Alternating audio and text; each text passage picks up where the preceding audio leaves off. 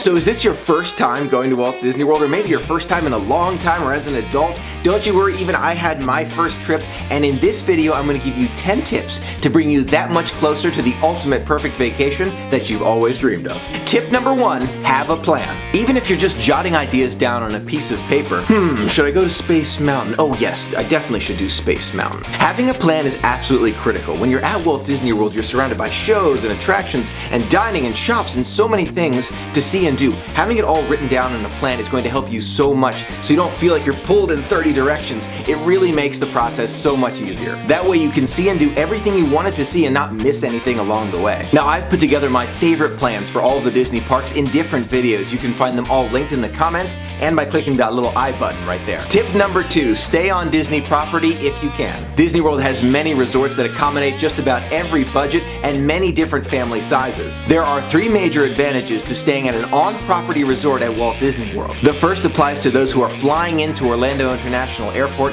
It's Disney's Magical Express. Now, this free transportation takes you from Orlando International Airport to your resort, and not only that, they pick up your luggage in advance so you don't touch your luggage at Orlando International Airport and it just arrives magically in your room for you. It's so convenient and makes that extra hassle go away. The second major advantage is the transportation options. You've got the monorail, the different boats, and the buses that are running just about every 20 minutes from your resort to all the Disney parks, the downtown Disney area, and the water parks. The third advantage to staying at a Disney resort is the early and late extra magic hours. On select days at Walt Disney World, different parks open either 1 hour early or stay open up to 3 hours late, and it's only open for resort guests, so that's extra time that you get to spend in the fantastic parks. Now, my third suggestion for Walt Disney World first-timers is don't cut yourself short. As much as you see me going for 4 or 5 days, when I go with my whole family, we usually go once a year and for about 10 days. Now, the reason is you can do so much more than one park per day. I know a lot of people who are,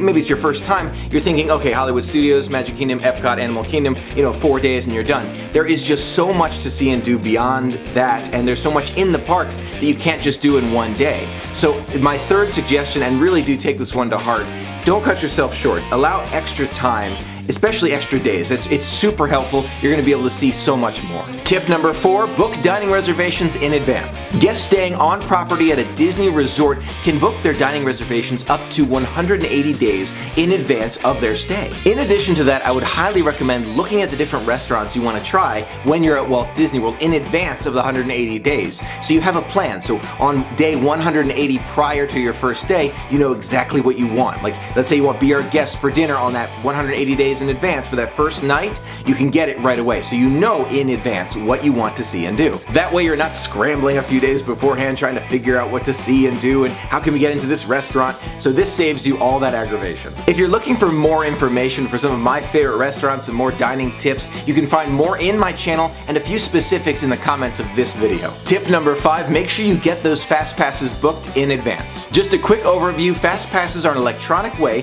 for you to hold your spot in line before you go to Walt Disney World. As an example, let's say I have a fast pass for Space Mountain at 2 p.m. Now, this fast pass and all the others are stored on my Magic Band, which are sent to me when I make my reservations, and they're already linked to my account. All I have to do is go to the Space Mountain Fast Pass kiosk, touch my Magic Band there, and I'm in, and I skip a lot of that long line that I would have been waiting in. Guests who are staying at a Walt Disney World resort can book their fast passes up to 60 days prior to their trip. So as soon as that 60-day prior rolls around, start booking those fast passes right away so you don't miss any of the ones you want to see and do. You can book up to 3 fast passes per day per park. Once you use all 3 of those fast passes, you can book more either through the phone app or at one of the kiosks located throughout the park. More information about which fast passes to book at which time can be found at my How to Plan Each Day videos that are found in the comments below. Tip number 6, if it's your first time, this is very important, do not go during the busy season. Walt Disney World is an absolutely magical place, but it's so popular during the busy seasons. I've been during the week of Christmas and spring break in the summer, and they get extremely crowded. It's hard to do things and the lines are very long, so going during maybe a later season or even even medium season can help quite a bit in experiencing more of the magic. Now, I've put together my favorite times to go to Walt Disney World along with the crowds at certain times of year. You can find that video in the comments as well. My next tip is a combination. Take breaks when you're at Walt Disney World and try to walk and get some walking in advance of your trip. Now, why is this tip number 7? You would be surprised how large Disney World is and how much walking you'll be doing when you're there. It really doesn't feel like it, but when you get home or maybe after a long day at Animal Kingdom, which is the biggest place to walk around, you will definitely feel it. Getting some walking in advance of my trip always helps me because it gets me ready for all the walking I'll be doing at Walt Disney World. And when you're at Walt Disney World, don't forget to take breaks. There are all sorts of great benches and areas to just sit back, relax in the air conditioning maybe, and just cool off and relax. You gotta know your limits, you gotta relax a little bit, you don't wanna overexert yourself because there is so much to see and do. Believe it or not, when I was much younger and my family would go for Disney World vacations, we'd be the family that would be going and non-stop and no breaks and let's keep going and all of that.